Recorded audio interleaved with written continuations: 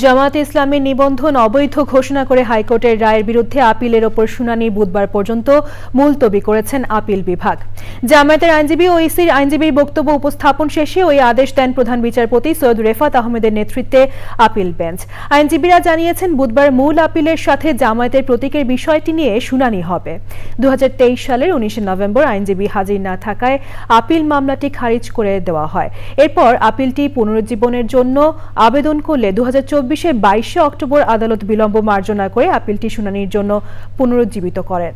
এরপর 3রা ডিসেম্বর আপিলের ওপর শুনানি শুরু হয়। 2008 সালের 4 নভেম্বর জামায়াত ইসলামীকে সাময়িক নিবন্ধন দিলে পরের বছর বাংলাদেশ তরিকত ফেডারেশনের সেই সময়ের secretary general Syed Rezaul Haque Chandpuri, Zaker party সেই সময়ের মহাসচিব মুন্সি আব্দুল লতিফ, সম্মিলিত ইসলামী জোটের প্রেসিডেন্ট মাওলানা জিয়াউল হাসান সহ 25 জন জামায়াতের নিবন্ধনের বৈধতা চ্যালেঞ্জ করে রিট করেন।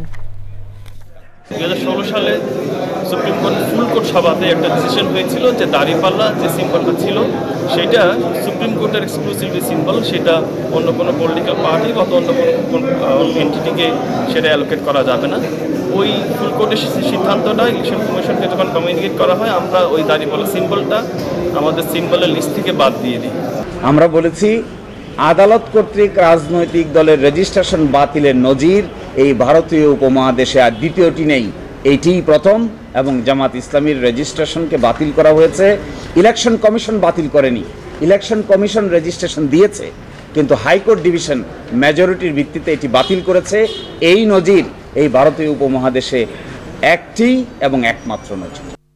বান্ডেল থাকলে প্রতি সেনমানিতে টাকা বাঁচবে। বিকাশ সেনমানি বান্ডেল কিনে জিতুন প্রতি লেনদেনে।